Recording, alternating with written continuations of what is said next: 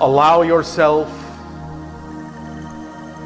to imagine that you are looking at a view screen on the ship that not only shows you what is out beyond the ship, but overlays a diagram of all the energy connections in our solar system, all the vortices, all the pathways, all the lines of light and energy that connect every world in our system to other worlds.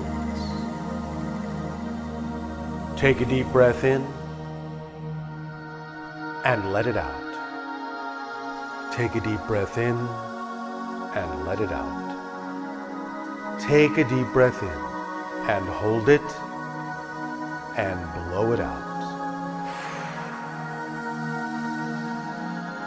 Focus now on the center of the diagram on the view screen in the ship. This will represent our star, our sun, which in our ancient language is called Shah, which means exalted light, higher light. It is a yellowish-green star, similar to your own, slightly hotter. That is the center of our solar system. As we begin this journey, as the ship begins to move, allow your mind and your sight on the view screen to move to more outer and more outer rings and orbits, as each ring represents the idea of the orbits of the 7 planets in our system. Beginning with the planet that is closest to our star, which in our ancient language is called Sio. Similar is this planet to the planet in your system that you refer to as Mercury. A small body orbiting our star, exposed to the vast heat and light of our sun. In that sense, a spherical rock, vibrating at a certain frequency as it orbits our star.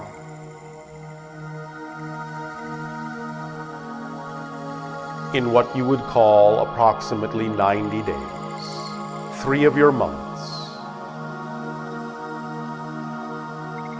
And as you observe the surface of this small rocky world, you will notice that there are a few craters, but not so very many. For this will have a surface that is constantly changing. So close to the star it is in a plastic state, almost a molten state, except where it cools on the far side away from the sun. You will find that it is a relatively smooth body, darkish in color, constantly shifting, constantly plastic, heating and cooling, constantly changing. The surface is always different, always slightly different. It appears similar to the black basalt of your lava flows over its entire surface.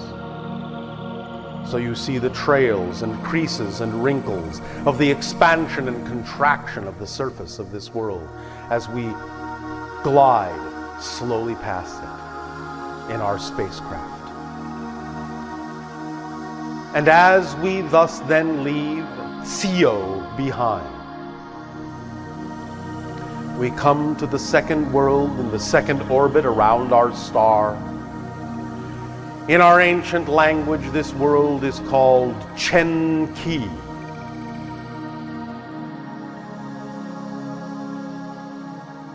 This would translate to the idea of a kind of disembodied spirit.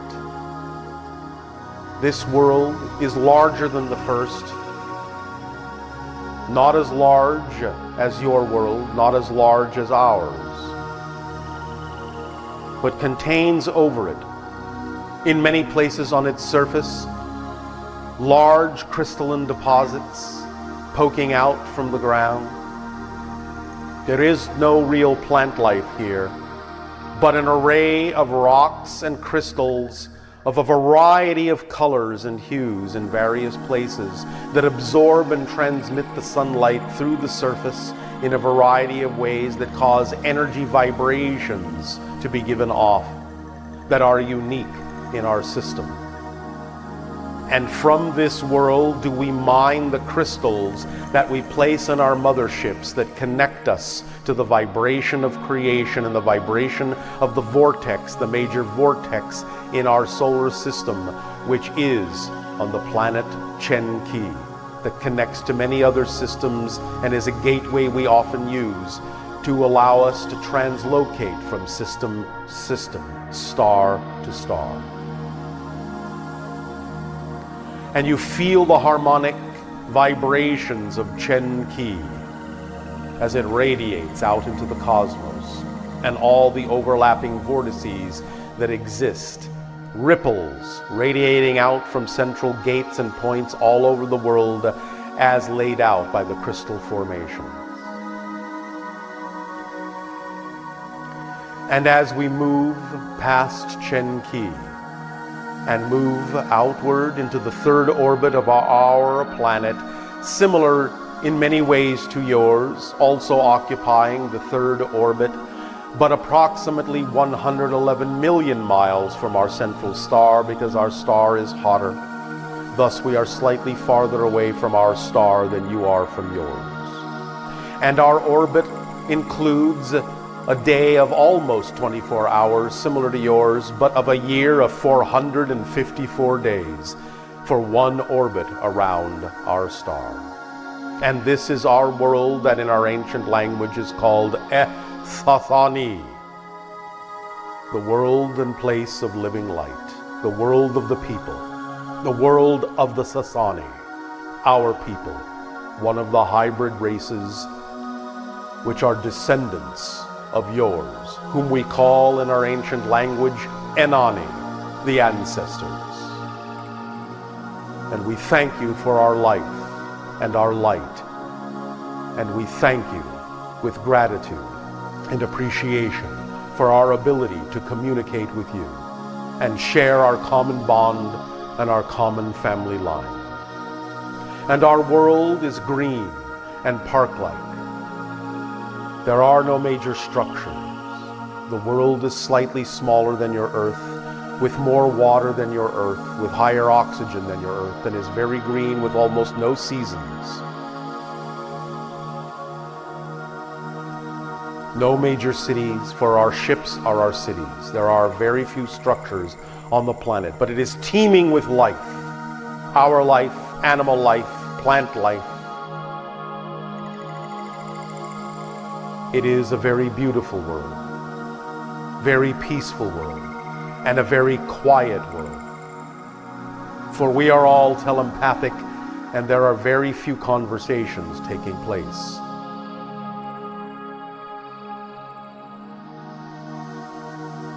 You can, in time and in dream, visit our world, and we welcome you and invite you to our home.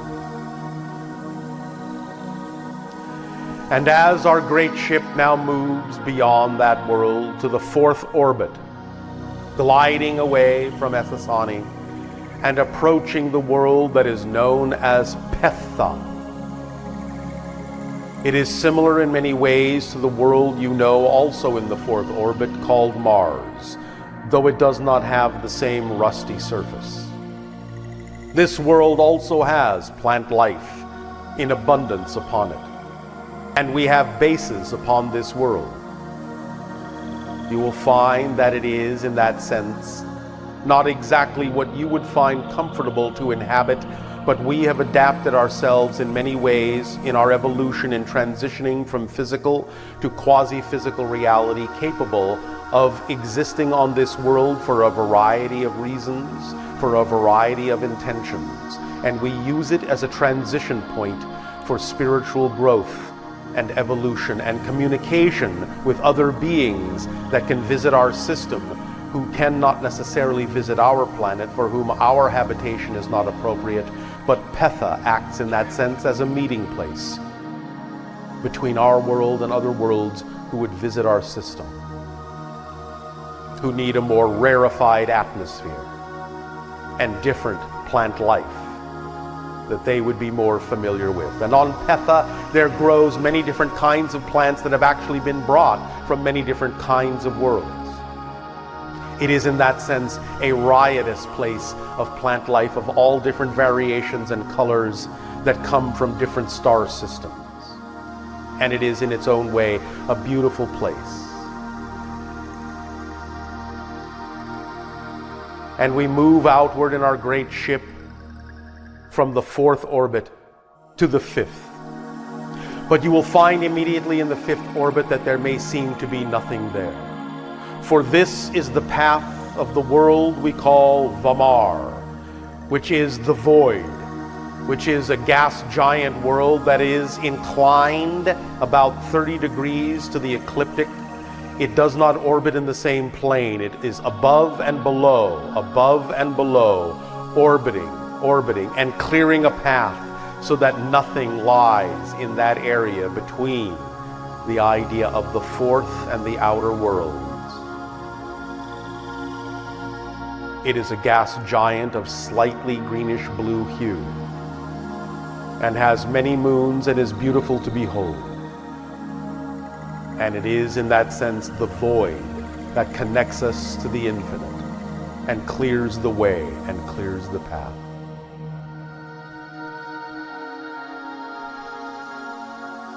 And beyond the void that is created by the gas giant world of Vamar, our ship glides out farther and farther away from our central star, out to the last 2 planets, which are locked in a dance in orbit with each other, spinning around as 2 people would do, holding hands and spinning, dancing with each other, and thus we call them the dancers, Cha Chupani. 2 dancers dancing, orbiting the farthest out, our 6th and 7th worlds in our star system, dancing around, eternally dancing in orbit around our star. And as we move farther away, gliding past Cha Chupani, out beyond the 7 worlds that comprise our system, out where you find, as in your system, a cloud of asteroids, of ice, a shell that surrounds our star, many, many, many billions of miles from the star, and forms a glowing halo that encompasses our entire system within a crystalline shell, a diaphanous shell of light, glinting with ice crystals. You cannot see our star from your reality without making a shift. But were you to look in the direction of your Orion constellation, we would be 500 light years along that path, were you to overlap our system with yours. But we are connected nonetheless, for though we may be extraterrestrial by not living on the earth, we are not alien to you. We are family, and our system is connected to your system, and very strongly connected to the system you call Sirius, the hot blue-white star that contains both physical consciousness on a planet and non-physical consciousness in its dimensional sphere, and acts as the higher guide and the higher mind of our world, and helps us evolve and ascend even as we help you.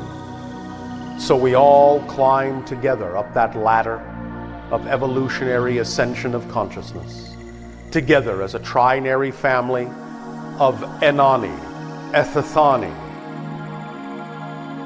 and Ea, what we call Sirius in our ancient language, Ea. Ea, Ethani, Ethani, together. A beautiful, glittering gem of tetrahedral structure that contains at its apices the vortexes that connect these systems and represents a larger family of souls and oversouls. In this area of the cosmos, of the universe, of creation, of the multiverse, of all that is. Your stories are bigger than you know, grander than you know. Even as you live your individual life stories, you are constantly uploading information to the grander stories of the grander beings of which you are a part. And each and every story is cherished and precious and beautiful and wondrous and magical and transformational, and allows all of us to share vast stories of creation.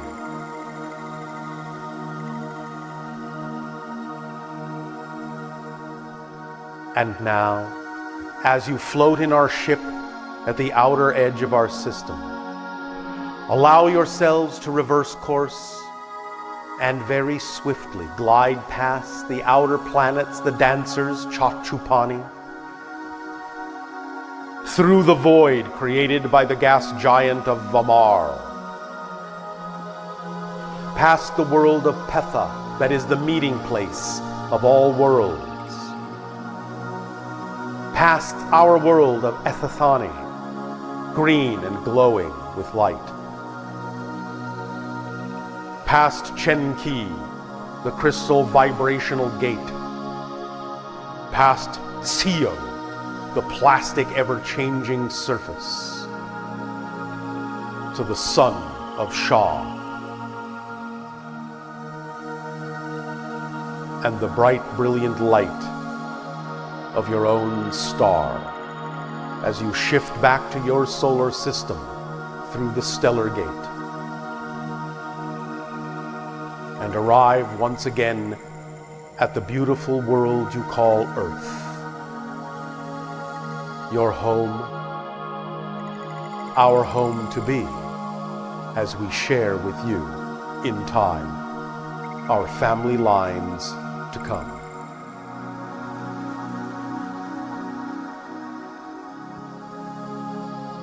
Allow your music to soften. Take a deep breath in. And welcome home. Welcome home. Welcome home. Our unconditional love to you all. Our deep appreciation and gratitude for the co-creation of this interaction. Live your life story as fully as you can, for it adds to all that is in immeasurable and beautiful ways. Create. Good day.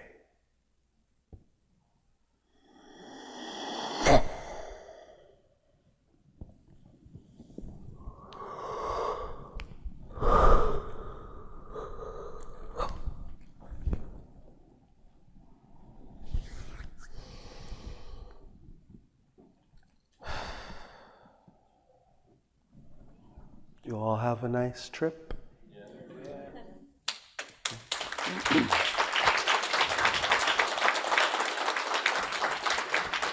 Thank you all very much for being here. Thank you for having us here. Have a wonderful day. But the idea is that when you choose physical reality and you agree, generally, to adopt a series of conditions. One of those things has to do with the patterns that are already existing that result from the experiences of the parents you chose to be born to. So that in coming through them, to be physical, to be born physically, you will to some degree adopt some of those patterns from them. A kind of hand-me-down from them.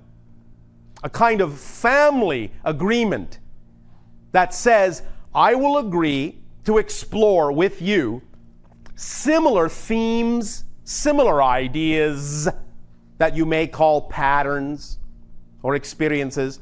Not that you will necessarily have to play them out in the same way your parents did, but you often agree to explore similar themes they went through so that you, in exploring them and coming up with a different perspective, and perhaps even a different outcome, can add to the overall soul family group's experience of all the different ways that theme can be played out in your family group. And so, you often take on yourself in being born definitions and belief systems and ideas that will result in certain kinds of patterns or schedules or things that will come up or issues that will appear in your life at certain times, often, very often, at the same times that your parents experience them in terms of the same age in your life, and you will deal with them in your own way. Those moments are opportunities for you to get in touch with what that issue, what that idea, and what that belief means to you, what meaning you choose to put in it, how you want to relate to it, and what you want to bring in terms of your learning experience in dealing with it to the soul family experience overall. So it is very important in doing that you have absolute clarity of definition of what those beliefs are that you have been handed from your parents, from society in general, or sometimes even what you may have chosen to bring through with you, just simply as something you have chosen to explore. Whether you connect it to the idea of past lives, future lives, all those things exist simultaneously. So it's really more of a cross connection to some other life going on right now, concurrently. But nevertheless, no matter how you make a relationship or how you need to explain it or set it up to yourself in order for you to have the experience and explore it, getting clarity of the definitions, getting clarity of the belief systems is critical, especially when you are dealing with core beliefs. Because, as the name core belief implies, you have set these belief systems up in layers, like an onion. Often it will be easier for you to peel them away, get down to the core, to understand the underlying foundation that supports and maintains and perpetuates all the other beliefs on the upper layers.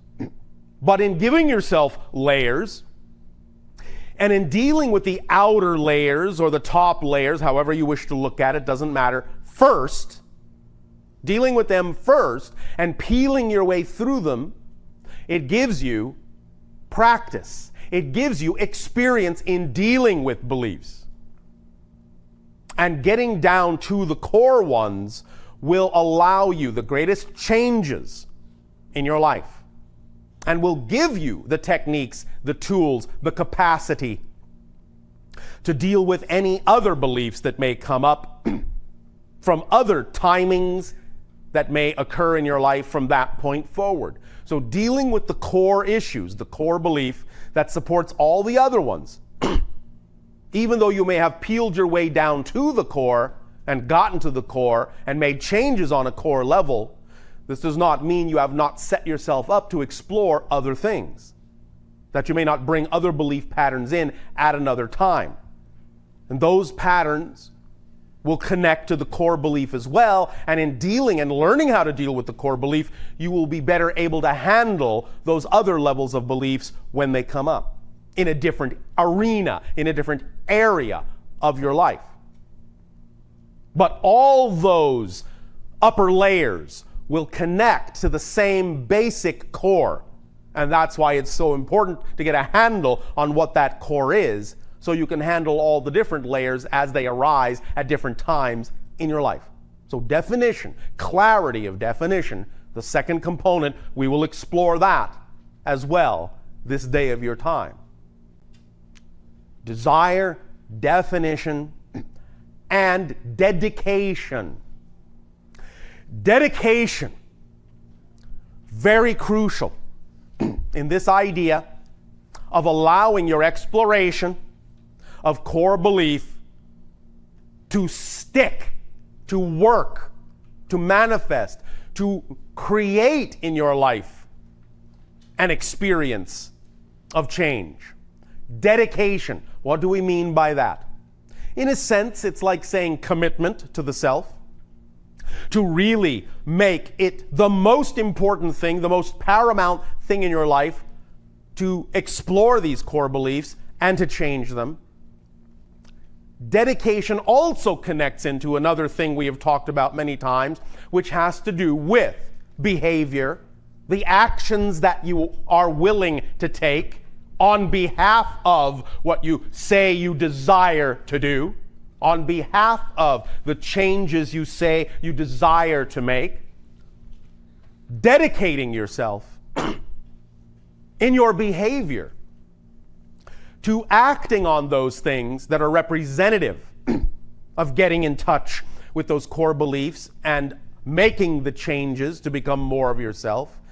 The behaviors that are representative of the person you say you ultimately would prefer to be.